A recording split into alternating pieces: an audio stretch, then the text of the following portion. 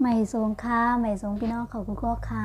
เมื่อแน่เขามีอาปงแทงนโหติมาลันในพี่น้องเขาค่ะอาปงโหในแต่ก็ค่ะเอามาตีในอาปงเก่าได้ค่ะ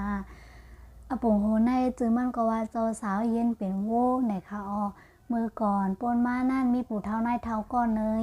ค่ะสองก็ปวกในมีลูกยิงสาวอ่อนก้อนหนึ่งค่ะลูกยิงสาวเขาในหางดีเลียดเซียวเหตุการณ์ก็ใกล้ไผ่หันก็ไผ่เกียกไผ่หันก็ไผ่แค่ไล่ในค่ะเนาะถึงว่านึงมากค่ะสองก็ปวกจังไรว่นว่าค่ะสองก็ใจเลยว่าหนุ่มมากกูวันเท่ามากกูวันแน่ลูกยิ่งห้าก็ถึงปันแต่เลยตกนาเฮือนเย้าแต่เลยมีก็ด้วยถึงเย้าเนี่ยค่ะว่าถ้าซ้ำเตียวลูกยิ่งห้าปันอับปันไผ่เนาะหนังหือมันเต็มวิดังเสื้อใจเย้าก็ให้ก้นนั่นหักมันด้วยถึงมันไรเนี่ยค่ะว่าถึงวันหนึ่งค่ะสองก็ปวกก็จังไรกับย้อนสู้ตีเข่งพีตีก้นวานเขานับย้ำเข่งพีจังนั้นค่ะเนาะย้อนสู้ว่าให้ลูกยิ่งห้าในมีก้นมาย้อนเอาอย่าก็มาย้อนเอาเฮ็ดเมยเอาให้ยากนหลีกนอันไว้มันมีดังเซอร์ไหนค่ะว่ามือพ่องขาสองก็ย้อนสู้หนังนั้นอามัดนั่นซ้ำเลยมากยินไหนค่ะว่าอามัดนั่นซ้ำใครแล้วรู้ยิ่งขาสองก็เดี๋ยวก็มันก็จังไรใส่เงียนใจ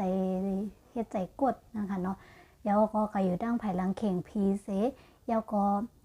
ปลอมเฮ็ดเสียงผีเยาลาดว่าสังว่าแค่รู้ยิ่งสูงมีดังเสื้อใจแต่สุดที่แล้วอับปันอามาหลงในวันเฮาในเนี่ยว่าเผื่อถึงขาสองก็ปวกได้ยินหนังนั้นเย้าเป็นอันใจขามนี้เสนาขาสองก็ก่อนกีย้อนสั่งแลไหนย้อนว่าอามาดนั่นมันเป็นก้นใจให้ใจเมิกในค่ะว่าก่อนนั้นในขาสองก็แจมนี้เสอ่อนกันบอกเมื่อเฮือนเย้าเมื่อว่าหั่งกันอยู่ฮักกะย้อนสู้ในฮับพิษฮัดีคือแน่พิษกว่าเย้าโยฮักกะย้อนสู้ที่เข่งพีจังนั้นแต่ว่าอำยุ่มในซ้ำก้นวันเขายกว่าเขาดังบดซ้ำยำยุ่มยำมาจะเมื่อก่อนวันปุ่นแต่ว่าปันในซ้ำกว่าเนี่ยอามาหลงนั่นมันเต็มดีโย่เดี๋ยวเขาว่าเจ้าผีนั่นซ้ำปอรัดมาจังไหนเขาก็กาติได้เฮ็ดจอมในค่ะว่าผมมันก็รัดมาจังนั้นยก็ถึงวันหนึ่งมาอามาหลงนั่นก็จังมือแหล่ฮอดถึงที่เฮือนบุตรเท่าในเท่าเขานั่นค่ะเนาะยก็มือรัดว่าปู่เท่าในเท่าเก่าคาเตะใครมาย้อนลูกยิ่งสาวสู้ให้มือเป็นเมนางเก่าคาต้องไรหื้อเนี่ยว่าขาสองก้อนนั่นก็ว่าอันนั้นก็ย้อนสู้ตีผีนั่นเส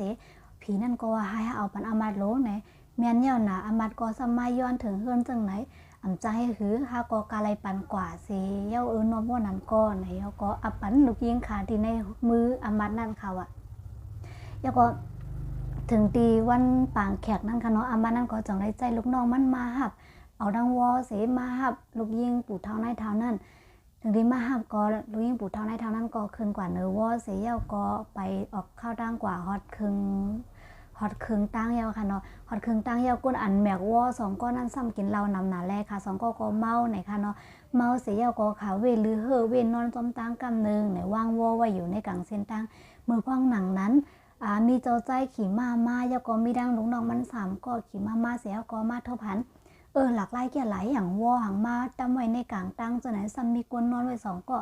ส่วนกันกว่าด้วยรู้ในว่ามันก็จังไรลงมาเสียเขา3ก็แล้วก็ดังก้นใจนั้นเจ้าใจนั่นก็ลงมาเสียเจ้าใจนั้นมาผืดด้วยในวอเลยหันผู้ยิ่งหังนี้อ่อนก็1แลจังไรถามลองตั้งนั้นผู้ยิ่งก็นั้นว่าเก่าคาเตไรก็กูกันตั้งเอามาใจให้นั่นคาในเสียกรลัดนี้ลองตั้งดังหมดเจ้าใจก็เป็นอันยินอีหลูแลจังไรห้องเอามันนั่งมือในหางในหอจอมันใจอยู่ย่าไว้เสียเจ้าใจดังเจ้า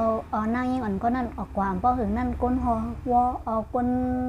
หับวอ2ก็นั่นก็ตื่นมาเสียมาหับวอขา10ข้าวดังกว่าแทงเดี๋ยวก็อุดกันว่ามันก็ห้ามเมาหนาห้ามหูให้อย่างวอในมันป้อนนักบ่เหลียวสั่งจึงไปมานักเนี่ยเขาว่าย้อนสั่งแลในวอนั้นนักเนี่ยเจ้าใจก็นั่นมือพองมันมาใจผู้ยิ่งก็นั่นออกมาเอาผู้ยิ่งก็อันนั้นออกมาอย่าก็เอาโวแทงหนึ่งตูเสไว้ในวอกำนันแลวเขานักขาสองก็ว่าจังไหนเสไปฮอดถึงตีเฮิรนอามาหลงอามาหลงก็มาผืดด้วยเลยหันเป็นโวซ้ำอำไรหันเป็นเจ้าสาวมันใจและมันก็ใจลำสิว่าเป็นสังสาวๆในเย็นเป็นโวล่ะคือสองก็ให้เจิงหืออันต้อยมาลี5เนี่ยค่ะสองก็ว่าข้าวขอมไรผืดด้วยค่ะให้เจอเป็นโวกาข้าวขอมหู้เนี่ยค่ะยาก็มันก็ต่างวนเป็นตีเก่ากาเปลี่ยนแหลนเขายาก็เก่าเปลี่ยนแหลนรักก็เป็นผีในจังนั้นแหละก็นั้นมันเป็นโวกว่าโยก็พิษกว่าวันก็ยุ่มยำผีในวันเฮาในเนี่ยค่ะว่ามันก็ว่าจังไหนสิยาเอา เอาวูนั่นมือส่งขึ้นผู้เท่าในทันวันสิก่อมเอาว่าลูกยิ่งสู่2เท่าในมันเป็นวูเอาก่อมใครไล่ไหนเอาก่อนผู้เท่าในทันเท่านั้นก็แจมรีเซฟเฮ็ดจะถึงเลยเป็นวูล่ะอันใจโยในสิขา2ก็เป็นอันมองใจสิดังห้องตั้งไฮไล่เดียวก็ไล่จุงวูเข้ากว่าในเงินเขาแล้วถึงที่วันนึงเจ้ามามีอำมาตย์นาตีในว่างหอนั่นก็จังไรมาจูนปู่เท่าในเท่านั้นเสมาห้องปู่เท่าในเท่านั้นเมื่อตีในว่างหอปู่เท่าในเท่า2ก็นั่นก็ว่าห้ามีดังพิสังจึงเจ้าใจสมาห้องหาจังไหนในข่าวตั้งกูตั้งเฮเสยาวก็ฮอดมือในว่างเย้าเลยหันลูกยิงเขามีในว่างหอนั่นแหละค่ะก็เป็นอันจงเซอลูกยิงขาก็แลนมาจูขา2ก็เสยาวก็ลันนี่ลองตั้งหมดดังเสกเพราะนั้นเจ้าใจก็จังไรฮอดมาเสยาวก็ลัดว่าก็คาขย้อนเอาลูกยิงเจ้าสู่เจ้าดัง2มาเฮ็ดมีนางเก่าเนี่ยว่าขา2ก็นี่เป็นอันยินจมเสไหลอยู่ค่าในยาวก็ลุยเขาอาปันในเจ้าใจอ่อนนั่นเสยาวก็เฮ็ดปังแขกเสเป็นปังป้อยใหญ่มนซื่อๆทางเขาค่ะไว้สีลุยขาอะไรเป็นเมนเจ้าใจนั่นก็ขา2ก็ปัวก็ใครมาอยู่ในทางในหอสีมีดังซื่อกว่าดังบ่ดังแม่ดังลูกคุยนี่ค่ะเนาะเอาค่ะเอาผมหัวได้ก็สุดกว่าตีนายาวค่ะสังว่ามีตีพี่ตีเปิงในแค่นดอกปล่อยว่างคว้างปันเขาจำนั่นตีในเสกัมค่ะยอก็จอยไล่ใจติดตามปันก็อยู่ทุกเฮาคาเสกัมคาใหม่สวงค่ะบ๊ายบาย